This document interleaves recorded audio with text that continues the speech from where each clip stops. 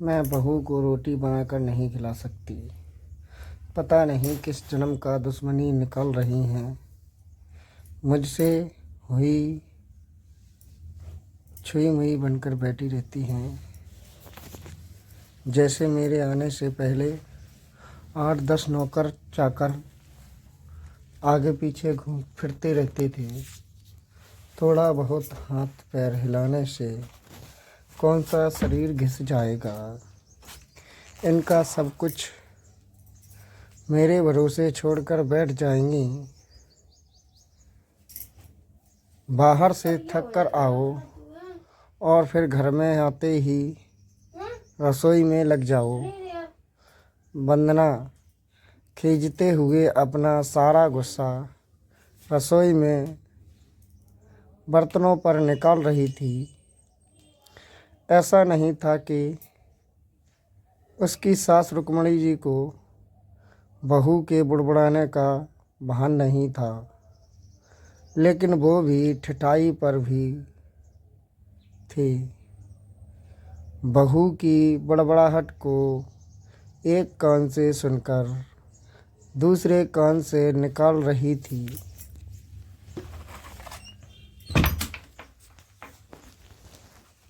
वंदना एक पढ़ी लिखी लड़की थी। उसका सपना था कि वो अपने पैरों पर खड़ी होगी। उसने नौकरी के लिए कई जगह आवेदन भी दे रखा था।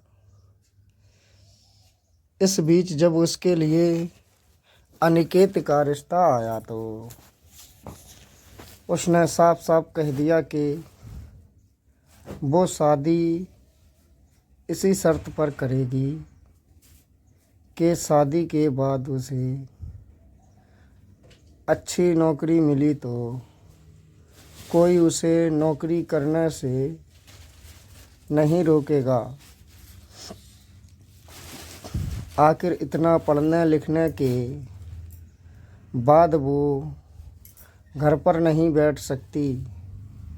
अनिकेत और उसके घर वालों को इस बात से कोई आपत्ति नहीं थी कि उनकी बहू नौकरी करेगी, इसलिए दोनों तरफ से खुशी खुशी ये रिश्ता हो गया। शादी के कुछ दिनों बाद ही वंदना का ज्वाइनिंग लेटर आ गया। जिस दिन वंदना ने अपने ससुराल वालों से कहा था कि वो अब नौकरी करेगी, तो उसकी सास रुक्मणी जी ने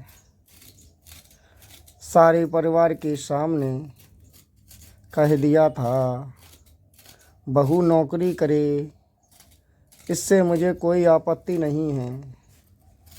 मैं ये भी नहीं कहूँगी कि वो पहले घर के सारे घर का काम करे फिर नौकरी पर जाए, लेकिन मैं भी अब पहले की तरह पूरी घर की संभाल नहीं सकती। मुझे सब कुछ मंजूर है, लेकिन मुझसे ये उम्मीद मत करना कि मैं बहू को रोटियां बनाकर खिलाऊंगी। मुझे पता है कि अगर मैं एक बार इस उम्र में फंस गई तो ज़िंदगी भर नहीं निकल पाऊंगी। उस वक्त सबको रुक्मणी जी की बातें सुनकर हैरानी तो हुई थी। उनके पति ने तो ये भी कहा कि मुझे नहीं पता था कि मेरी सीधी सरल पत्नी भी सास बनते ही अपना रूप बदल लेगी। लेकिन इन सब बातों का रुक्मणी जी पर कोई असर नहीं हुआ। वो तो अपनी जिद पर अड़ी थी। खैर, वंदना को तो नौकरी करनी ही थी, क्योंकि घर के थोड़े से काम के लिए वो अपनी इतनी अच्छी नौकरी तो नहीं छोड़ सकती थी। वो उसके पति और ससुर जी ने भी नौकरी की इजाज़त दे दी, तो वो फिर कहाँ रुकने वाली थी। इस समस्या का ये हल निकाला गया कि घर के कामों के लिए एक कामवाली और खाना बनाने के लिए कुक रख ली गई। खाना बनाने वाली सुबह और शाम का खाना बनाकर चली जाती। वंदना का काम था ऑफिस से आकर बस खाना परोसना। यूं ही दिन निकल रहे थे। वंदना की शादी को 2 साल हो चुके थे। अब तो वंदना और बाकी सब घरवाले को इस रूटीन की आदत हो गई थी। लेकिन मुश्किल तो तब होती थी जब कभी खाना बनाने वाली छुट्टी ले लेती थी। ऐसा ही कुछ इन दिनों से हो रहा था, जिस कारण से वंदना खिंची हुई थी। ऑफिस से आकर रोटियां बनाना उसे बहुत बड़ा बोझ लगता था। वैसे तो रुक्मणी जी इन दिनों में सब्जियां काट कर बना देती थी, लेकिन बहू के ऑफिस से आने के बाद रसोई में झांकती भी नहीं थी। उस समय वंदना को अपनी बैठी हुई सास बहुत चुभती थी। वो बड़बड़ाती रहती थी और रोटियां बनाती रहती थी। बाद में अपनी माँ से फ़ोन पर भर भर कर शिकायत करती थी, जिसके बाद उसे थोड़ा सा सुकून मिलता था। कुछ दिनों के बाद वंदना के भाई की शादी भी तय हो गई। वंदना को होने वाली भाभी भी नौकरी पेशा थी। वंदना की माँ ने सगाई के वक्त ही खुश होते हुए गर्व से कह दिया, भाई मैं तो और सासों की तरह नहीं हूँ जो बहू के आने पर हाथ रख धर कर बैठ जाऊँ। जब तभी तक पूरा घर संभाल रही थी, तो अब क्यों नहीं मेरी बहू को मेरी तरफ से पूरी छूट रहेगी। जब एक माँ अपने बच्चों को रोटियां बनाकर खिला सकती है, तो बहू को क्यों नहीं खिला सकती। बहू तुम निश्चित होकर नौकरी करना, रसोई में संभाल लूँगी। वंदना की माँ के उच्च विचार सुनकर उसकी होने वाली भाभी का पूरा परिवार और खुद वंदना भी गदगद हो गई। वाह माँ, आप कितने बड़े दिल की हैं। काश मेरी सास भी आपकी तरह होती। लेकिन मेरी किस्मत में ये खुद सुख कहाँ। मेरी सास को तो बस हुक्म चलाना आता है। मुझे गर्व है कि मेरी माँ इतने खुले विचारों की है। अपनी चिड़चिड़ाहट निकालते हुए वंदना बोली, कुछ दिनों में ही वंदना के भाई की शादी हो गई और कुछ दिनों बाद ही वंदना की भाभी ने अपनी नौकरी ज्वाइन कर ली।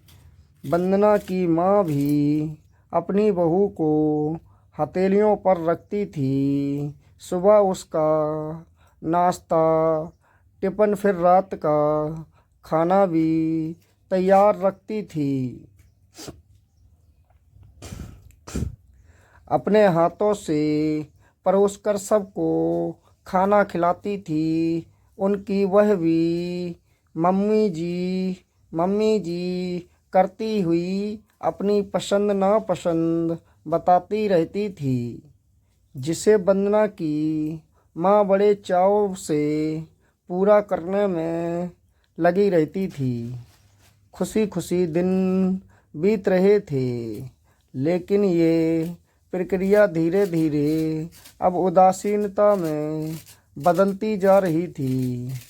वंदना की भाभी को अब कुछ भी ना करने की आदत पड़ चुकी थी। एक दिन जब वंदना फ़ोन पर अपनी माँ से बात कर रही थी तो उसकी माँ बस रो पड़ी।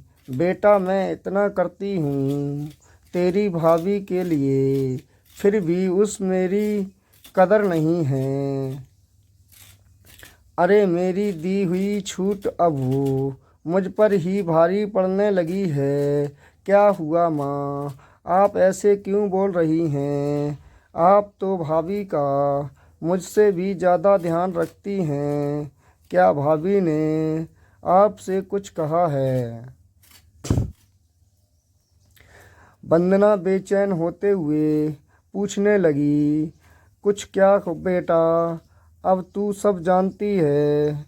कुछ वो मुझसे ही कहती है। ऑफिस से आने के बाद एक गिलास पानी के लिए भी मुझे आवाज़ देती है। नाश्ते में थोड़ी देर हो जाए तो मदद करने की बजाय गुस्सा होकर यूं ही बिना खाए चली जाती है। आखिर मेरा भी कुछ आत्मसम्मान है या नहीं?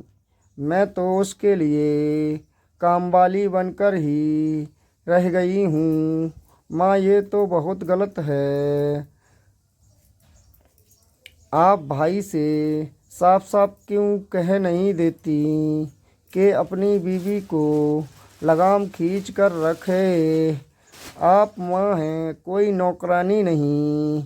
भाभी नौकरी करती है, इसका मतलब ये नहीं कि आप पर हुक्म चलाएगी। गरजते हुए वंदना बोली।